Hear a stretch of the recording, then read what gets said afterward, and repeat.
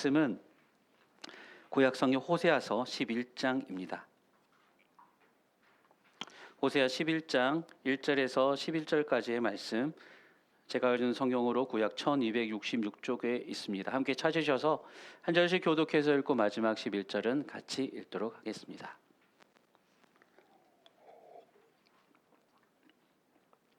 (11장) 찾으신 줄 알고 제가 1절부터 하나님의 말씀을 봉독하겠습니다. 이스라엘이 어렸을 때에 내가 사랑하여 내 아들을 애굽에서 불러내었거늘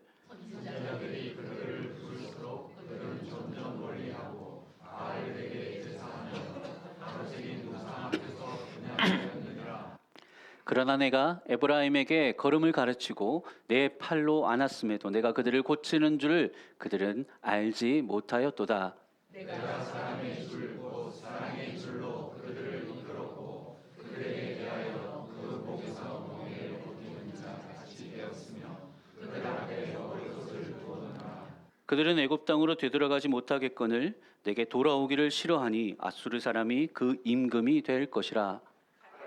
내 성읍들을 지며 빗장을 되돌려 없이 하리니 이는 그들의 계적으로 말미암음이니라. 내 백성이 끝끝내 내게서 물러가나니 비록 그들을 불러 위에 계신 이에게로 돌아오라 할지라도 일어나는 자가 하나도 없도다. 에브라임이여 내가 어찌 너를 돕겠느냐. 이스라엘이여 내가 어찌 너를 버리겠느냐. 내가 어찌 너를 아브나같이 돕겠느냐. 어찌 너를 소인같이 두겠느냐. 내 속에서 들이켜 나의 긍휼이 온전히 울부짖하도다. 내가 나의 맹렬한 진노를 나타내지 아니하며 내가 다시는 에브라임을 멸하지 아니하리니 이는 내가 하나님이요 사람이 아님이라. 네 가운데 있는 거룩한 이니 진노함으로 내게 임하지 아니하리라. 그들은 사자처럼 소리를 내시는 여호와를 따를 것이라. 여호와께서 소리를 내시면 자손들이 서쪽에서부터 떨며 11절 같이 읽겠습니다. 그들은 애굽에서부터 새같이 아수르에서부터 비둘기같이 떨며 오리니 내가 그들을 그들의 집에 머물게 하리라. 나 여호와의 말이니라. 아멘. 네, 저는 오늘 호세아서 이 말씀을 가지고 하나님 아버지의 마음이라는 제목으로 말씀을 나누겠습니다. 호세아서 익숙한 분들도 있고 익숙하지 않으신 분들도 계실 텐데요. 처음 만약에 호세아서를 읽으시는 분들이라면 이 호세아서의 내용, 특히 초반부 내용에 대해서 뭔가 이렇게 묘한 익숙한 기시감 같은 것들을 느끼실 수 있습니다. 이게 뭔가 우리가 아침 드라마에서 자주 보던 내용들이 나오거든요. 한국 뭐 이렇게 막장 드라마라기도 하는데 뭐 이렇게 여러 가지 있잖아요. 불륜과 이렇게 사생아, 혼외자 뭐 이런 것들 많이 있는데 그게 이제 다 이 호세아서에 나오거든요. 처음에 이제 호세아라는 믿음 좋은 건장한 남자 주인공이 등장합니다. 그런데 이제 그가 결혼할 신부감을 동네에서 모르는데 하필 동네에서 가장 속된 말로 날라리 같이 행실이 해픈 그런 여인으로 소문난 고멜이라는 여인과 결혼한다고 소식이 전해집니다. 이런저런 안 좋은 소문에도 우여곡절 끝에 결혼을 하긴 했죠. 그런데 결혼하고 이제 자식들을 낳기 시작하는데 낳는 아이들마다 이 애 아빠가 이름을 이상하게 짓는 거예요. 애들을 이름을 짓는데 한 명 한 명마다 하나님이 흩으신다, 이제는 긍휼력이지 않을 거다, 막 이런 이름을 짓더니 셋째 아이의 이름은 특별히 이상했습니다. 로암미라고 이름을 지었는데 그 로암미가 무슨 뜻이냐면 너는 내 자식이 아니다 이 뜻이거든요. 아들을 낳았는데 너는 내 자식이 아니다는 이름을 지어요. 이게 지금 뭔가 좀 이상하잖아요. 이때쯤 이제 이 글을 읽은 사람들이 뭔가 이 집안 좀 콩가루 된 것 같다라고 느낄 때쯤 아니나 다를까 이 부인인 고멜이 딴 남자랑 눈이 맞아가지고 바람이 나서 가정을 버리고 집을 나가버립니다. 그런데도 이 남편인 호세아는 몇 번이고 아내를 찾아가서 그 아내를 이제 몸 팔았던 그 아내를 다시 돈을 주고 다시 집으로 데려옵니다. 사가지고 거의 이제 영화에서나 볼 법한 수뇌보 같은 이야기들이 이 호세아서 초반부에 쫙 등장을 해요. 근데 사실 이 여기의 이야기에는 숨은 비밀이 있었던 거예요.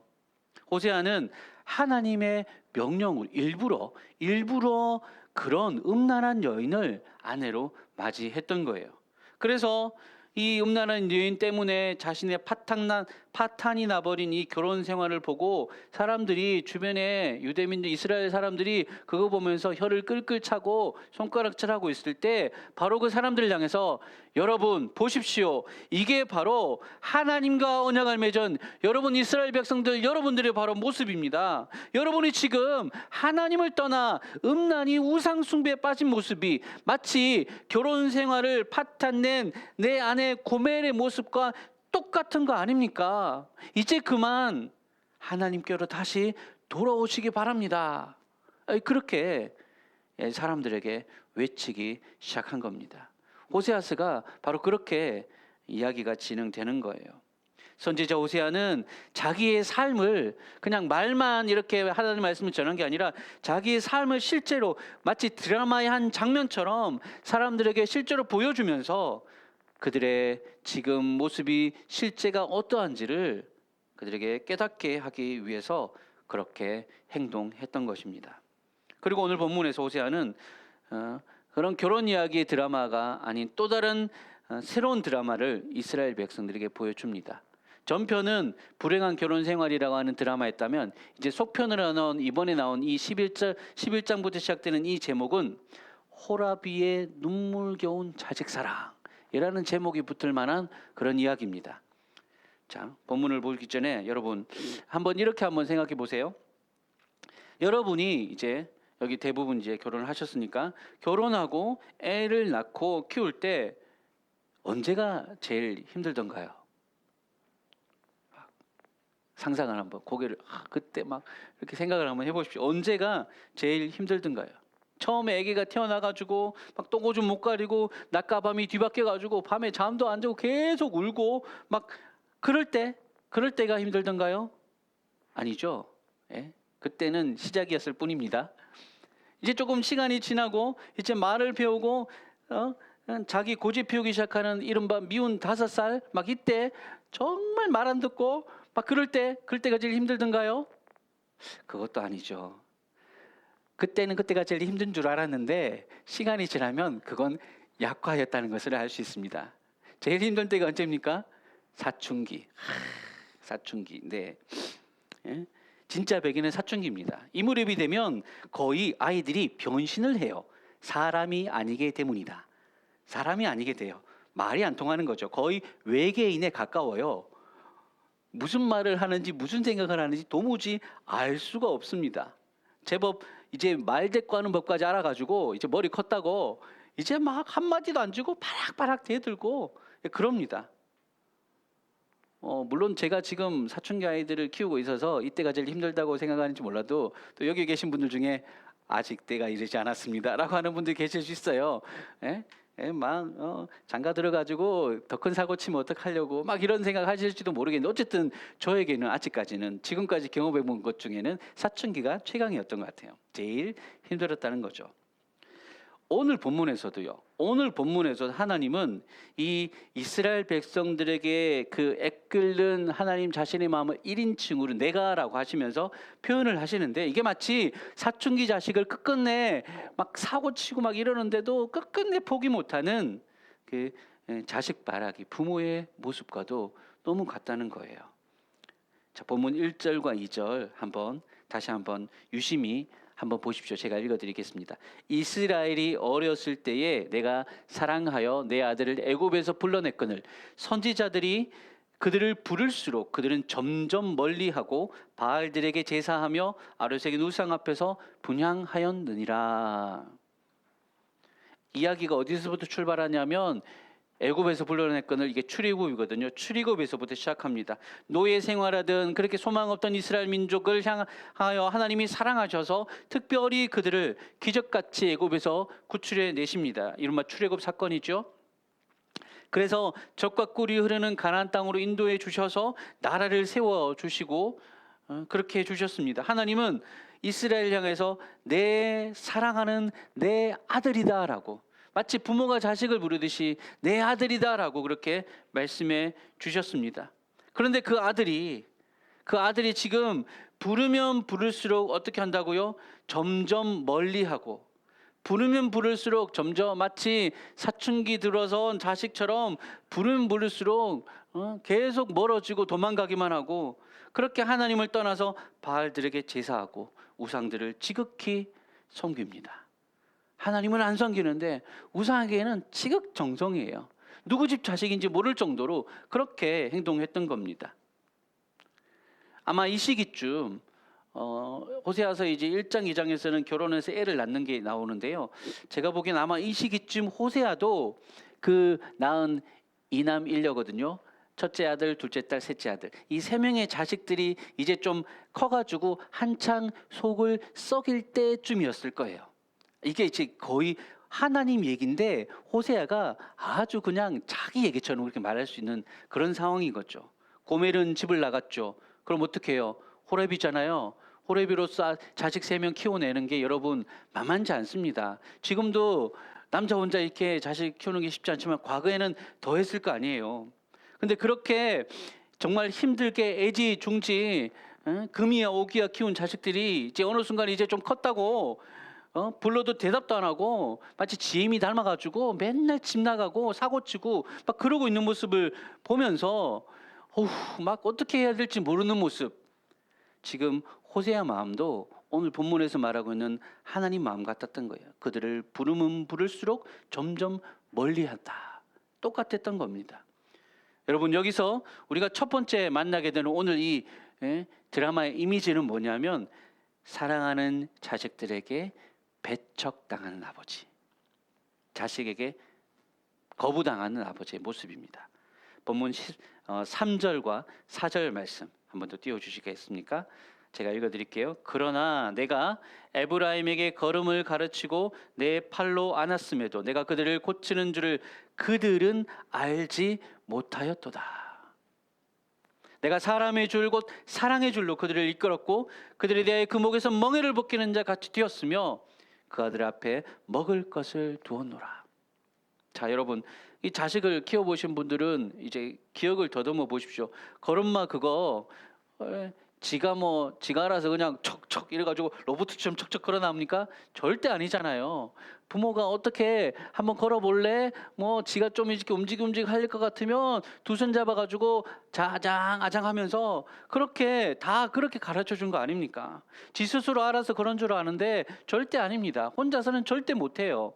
누군가가 부모가 옆에서 넘어질라 치면 팔로 안아서 붙잡아주고 그렇게 해서 걸음마를 가르쳐 주잖아요.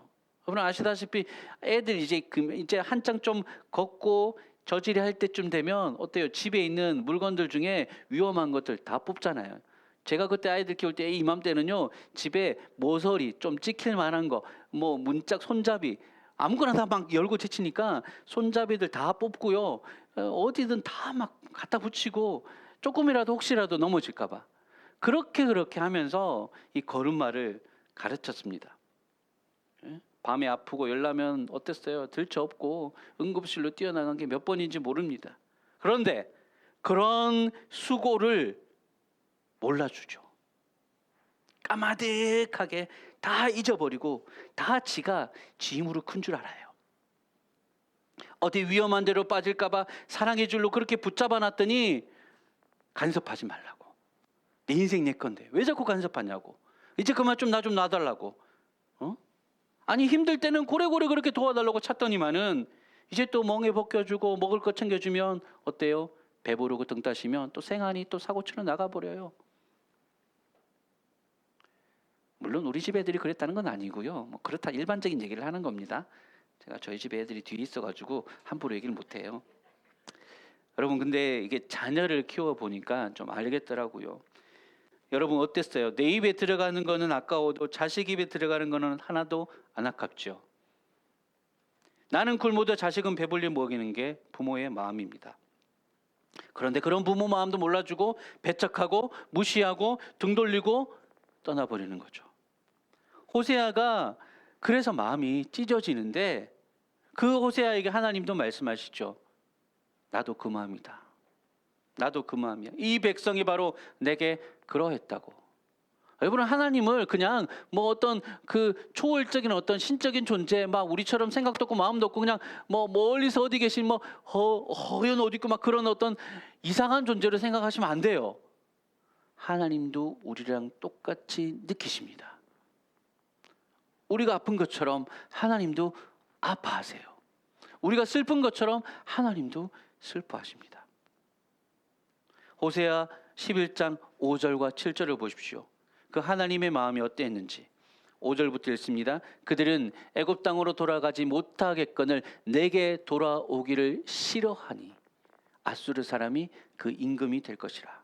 7절에서도 내 백성이 끝끝내 내게서 물러가나니 비록 그들을 불러 위에 계신 이에게로 돌아오라 할지라도 일어나는 자가 하나도 없도다.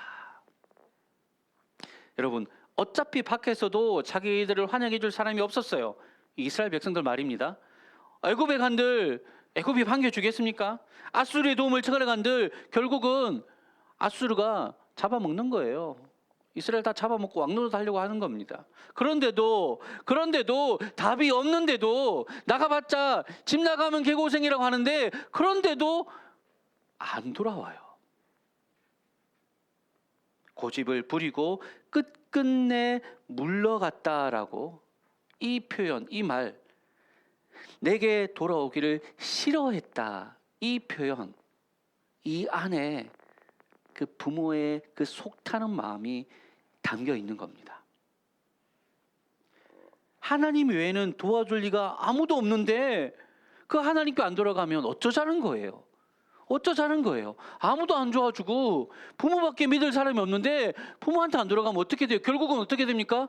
이스라엘 백성들의 결국은 심판이고 멸망일 수밖에 없었어요. 이게 하나님의 심판이라고 하지만 사실은 이스라엘 백성들이 스스로 자초한 멸망이었습니다. 6절에 보시면 칼이 그들의 성읍들을 치며 빗장을 깨뜨려 없이 하리니 이는 그들의 계책으로 말미암음이니라. 그들의 계책이 뭐였냐면 나름 머리를 굴려가지고 생각해놓은 계략이 뭐였냐면 하나님 아니라 다른 거 따라가고 애굽을 따르고 아수르를 섬기려 하고 막 그러다가 결국은 망하는 거죠. 망하는 겁니다. 이쯤 되면요, 여러분, 이게 지금 이스라엘의 이 망하는 현실이 누구 잘못인지 어때요? 명백해지지 않습니까? 이스라엘은 지금요, 누구 잘못도 아니고 자기가 스스로 지무듬 지갑한 거예요. 전쟁에 참혹한 고통에 성읍들은 무너져 내릴 거고 그들이 의지하던 우상들은 그때 아무런 도움이 되지 못할 겁니다. 그들을 불러 위에 계신 이에게로 돌아오라 할지라도 이게 뭐냐면 우상을 찾는다는 표현이거든요. 그런데도 그를 도와주기 위해서 일어나는 자가 아무도 없대요. 아무도 없어. 아니 허공이 되고 외치고 있으니까 진즉에 정말로 찾아가야 될 분은 찾지도 않고 괜히 이상한 데다가 그렇게 부르짖어봤자 어디 돌아올 게 있겠습니까? 모든 노력들이 수포로 돌아가 버립니다. 그런 이스라엘을 바라보는, 그런 이스라엘의 안타까운 모습을 바라보는 하나님의 마음이 어땠을까요? 잘 됐다 이놈. 말 안 듣고 그렇게 하면 이 부모 마음 쏙썩이더니 막 아주 그냥 더 혼나야 돼, 더 망해야 돼, 막 이럴까요 하나님? 물론 저 같았으면 그럴 수 있는데 하나님은 그렇지 않으셨어요. 자, 오늘 본문 8절 말씀 핵심 중에 핵심입니다. 이 본문은 이 구절은 같이 우리가 한번 읽어보겠는데요. 호세아 11장 8절 말씀 함께 같이 읽겠습니다. 시작. 에브라임이여 내가 어찌 너를 놓겠느냐, 이스라엘이여 내가 어찌 너를 버리겠느냐, 내가 어찌 너를 아드마같이 놓겠느냐, 어찌 너를 스보임같이 두겠느냐, 내 마음이 내 속에서 돌이키어 나의 긍휼이 온전히 불붙듯 하도다. 아멘. 사랑하는 여러분, 바로 이 구절, 이 지점, 여기가 바로 오늘 이야기의 클라이막스 이미지입니다. 첫 번째 이미지는 자식들에게 배척당하고 버림받는 아버지. 두 번째 이미지는 바로 이거예요. 그럼에도 불구하고 끝까지 놓지 못하는 아버지. 고난당하는 이스라엘보다 그걸 바라보는 하나님의 마음이 더 아팠다는 거죠. 본문에서 아드마, 스보임 나오잖아요. 이 지명이거든요. 아드마와 스보임은 소돔과 고모라, 여러분 아시죠? 하나님께서 진노하셔서 불을 내려서 멸망한 성읍, 그 소돔과 고모라가 멸망할 때 같이 멸망당한 그 성읍들이거든요. 하나님의 심판으로 말미암아 그들의 범죄가 극에 달해서 하나님이 불로 하늘에서 불이 떨어져서 심판한 나라들이에요. 성읍들이에요. 그런데 이 지금 이스라엘은 이 자식들은 그렇게 못하겠다는 거예요. 어찌 너르리라는 말을 4번이나 나옵니다. 어찌 절대라는 뜻이죠. 절대로 하나님의 마음 계속해서 내가 어찌 너를 놓겠느냐, 내가 어찌 너를 버리고, 내가 어찌 너를 아드마같이, 내가 어찌 너를 스보임처럼 대할 수가 있겠느냐. 사실은 이스라엘이 지금 행한 것만 봐서는요, 그에 대한 응당한 대우는 아드마같이 되는 거고 스보임같이 되는 거예요. 한 짓이 있으니까 결국 그 짓 때문에 결국 이렇게 되는 거거든요. 아드마처럼 돼야 되고 스보임처럼 돼야 돼요. 그런데 하나님이 그렇게 못하시겠다는 거예요. 남 이야기가 아니거든요. 우리 그렇잖아요. 나무집 이야기할 때는, 너네 집 이야기할 때는 뭐 이러쿵저러쿵 하는데, 그게 내 이야기가 되면, 우리 집 얘기가 되면 이게 달라져요. 남의 집 이야기할 때는 막 시시비비 분명하게 가리고 이건 그러면 안 되지 막 이렇게 하는데, 그게 우리 집 얘기고 내 자신 얘기면 어떻게 돼요? 안 돼요. 부모 마음이 그렇습니다. 내 자식이니까, 하나님 보시기에 애들 내 백성이니까 놓을 수 없는 거예요. 버릴 수 없는 거예요. 그냥 저렇게 망해가는 대로 어쨌든 심판을 당한 거거든요. 이게 자초했기 때문에 공의의 하나님으로서 그에 대한 합당한 형벌을 내리셔야 돼요. 그런데 그렇게 하시고서도 이게 하나님이 못 견디시는 거예요. 내 마음이 내 속에서 돌이키어 나의 긍휼이 온전히 불붙듯 하도다. 막 긍휼히 여기고 싶은 마음이 속에서 막, 이런 표현 하잖아요. 천불 난다라고. 이게 안 좋은 표현인데 뒤집어 말하면 하나님이 지금 속에서 천불이 나요. 긍휼히 여기시고 싶어서, 다시 살려주시고 구해주시고 싶어서 참을 수가 없는 거예요. 지금껏 한 일로 봐서는 징계가 당연한데 부모 마음이란 게 어찌 그냥 볼 수 있겠습니까? 가만히 있을 수가 없어서 긍휼이 마음 속에서 불처럼 붙어가지고, 불이 붙으면 어떻게 돼요? 꺼야지요. 이거 그대로 있으면 다 타 죽어요. 자기 가슴에 불타오르면 어떻게 해요? 꺼야지요. 다시 멸망당에 흩어진 자기 백성들 불러내시겠답니다. 회복의 길로 이끌어내시겠답니다. 내 새끼들 내가 다시 챙길 거다라고 말씀하시고 계십니다. 왜요? 남이 아니라서. 내가 택하여, 내가 선택하여 부른 나의 백성, 내 아들이기 때문이었습니다. 그래서 10절과 11절 말씀에 이렇게 표현하고 있습니다. 그들은 사자처럼 소리를 내시는 여호와를 따를 것이라. 여호와께서 소리를 내시면 자손들이 서쪽에서부터 떨며 오되, 그들은 애굽에서부터 새같이 아수르에서부터 비둘기같이 떨며 오리니 내가 그들을 그들의 집에 머물게 하리라. 나 여호와의 말이니라. 아멘. 여러분, 밀림의 왕자 사자가 한번 밀림에서 포효하면 어때요? 모든 짐승이 꼼짝 못합니다. 제 아무리 잘난 체하는 짐승들도 사자가 한번 왕 하고 한번 크게 포효하면요, 그 사자의 울부짖음에 두려워 떨고 순복할 수밖에 없습니다. 하나님께서 때가 되셔서 온 열방들을 향해서 이제 나라가 망하고 아수르로 애굽으로 흩어져 버린 내 백성들 이제 다시 돌려놓아라 라고 그렇게 외치시면 그 누구도 그들을 막을 수가 없습니다. 가둘 수가 없습니다. 애굽에서든 아수르에서든 새처럼 비둘기처럼 날아서 신속하게 돌아올 겁니다. 다시 그들의 집으로, 아버지의 집으로, 본향으로 돌아오게 될 것입니다. 하나님이 그렇게 하시겠다고 지금 외치고 계신 겁니다. 이건 하늘이 두 쪽 나도 하실 거예요. 내가 하겠다고.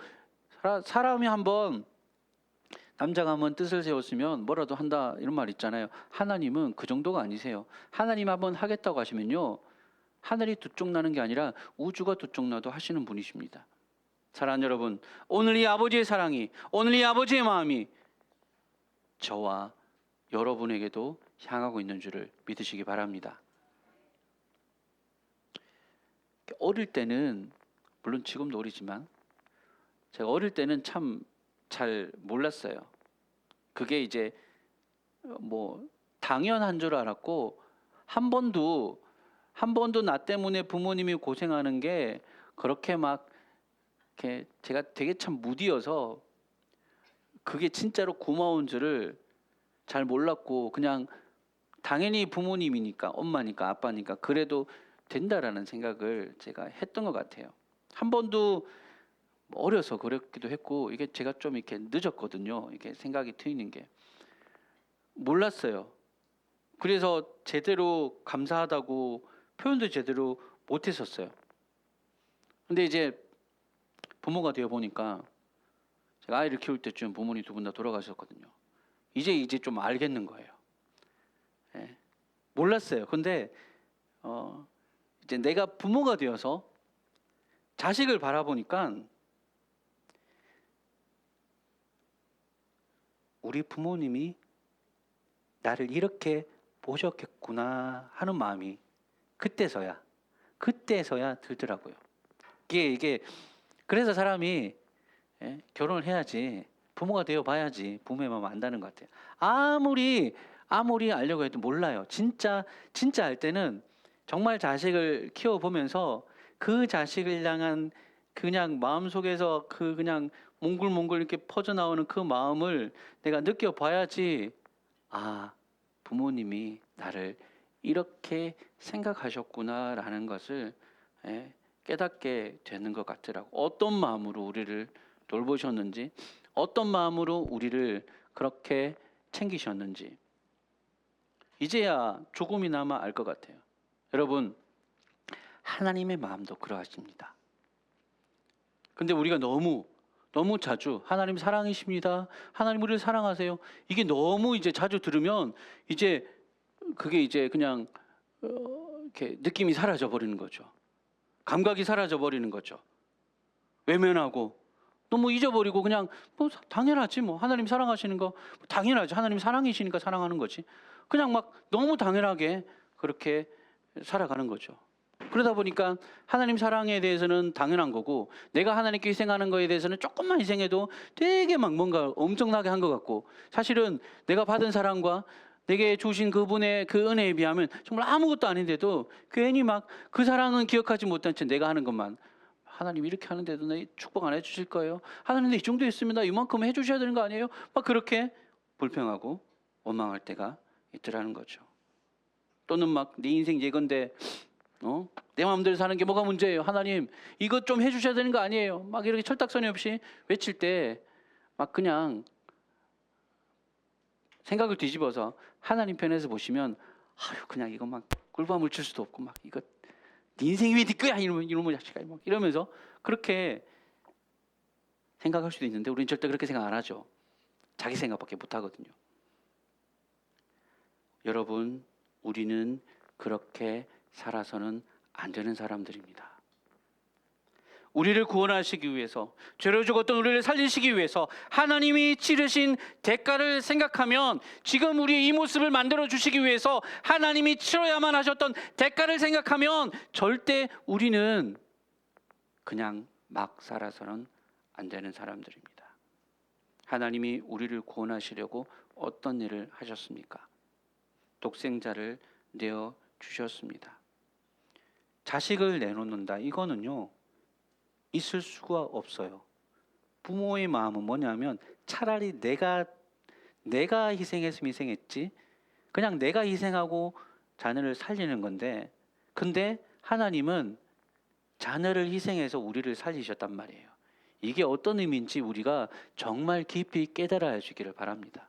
오늘 하나님께서 예배 자리에서 우리가 이 호세아서 말씀을 통해서 하나님의 그 절절한 마음을 우리가 다시 한 번 더 기억해 내시길 바랍니다. 아니, 다시 한 번 더 우리의 마음속에 깨달아지는 은혜가 있기를 소망합니다. 그냥 글로 읽는 것이 아니라 그 마음을 느끼게 되기를 소망합니다. 자식을 내어놓으신 분의 그 처절하고 불꽃 같은 사랑을 절대 우리가 그냥 함부로 외면해 버려서는 안 된다는 겁니다.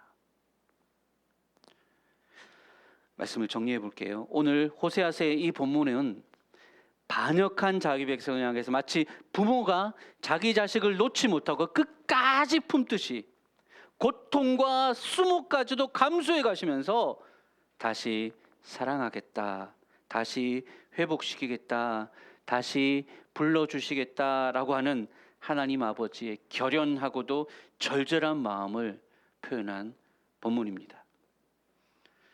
저는 이렇게 생각해요. 결국은요, 신앙생활은 뭐냐면 하나님의 이 마음, 우리를 향하신, 우리에게 생명까지 내어주신 그 사랑을 우리가 얼마만큼 깨닫느냐에 따라서 우리의 신앙이 얼마만큼 깊어지느냐가 판가름 난다고 봅니다.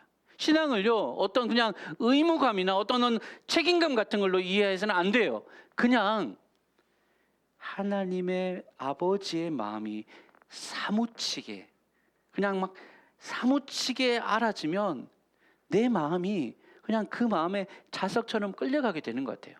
그래서 내가 막 하나님 잘생겼, 이게 아니라요, 그냥 그 사랑이 우리에게 부어진 바 되면 그 불 같은 사랑이 우리 안에, 아들을 주신 그 아버지의 사랑이 우리 안에 부어지면 그냥 그 사랑이 파도처럼 내게 계속해서 여러분, 바닷가에 가보시면 파도가 칩니다.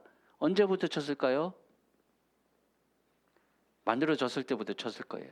바다가 만들어졌을 때부터 파도는 쳐왔습니다. 지금까지 계속 칩니다.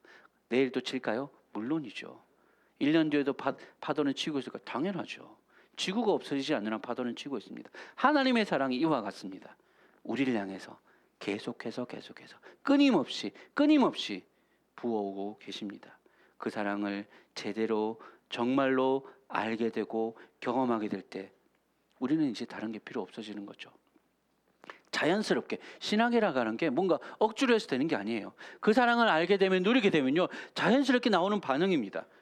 내가 주를 위해 사는 그 어떤 희생이나 헌신, 하나님 때문에 세상에서 받는 그 어떤 외면과 고독감, 그 고립감, 어떤 고난들, 고생들, 아무것도 아니게 되는 거예요. 내가 그 사랑을 알기만 한다면 그거에 비해서는 다른 것들이 아무것도 아니게 될 수 있습니다. 여러분, 잊지 마십시오. 우리는 절대 포기하지 않으시는 하늘 아버지의 사랑 안에 있음을 잊지 마시기 바랍니다. 우리가 손을 놓지 않는 이상, 아니 우리가 손 놓아도 주님은 절대 우리를 그대로 두지 않으실 거예요. 끝까지, 마지막까지 주님의 손 꼭 붙잡고 하루하루 믿음으로 살아가시는 저와 여러분 모두가 되시기를 주님의 이름으로 간절히 축원합니다. 아멘. 우리 말씀을 이어서 성찬식으로 바로 진행하도록 하겠습니다. 이 성찬의 예식은 하나님이 우리를 얼마나 사랑하시는지, 그리고 우리를 살리시고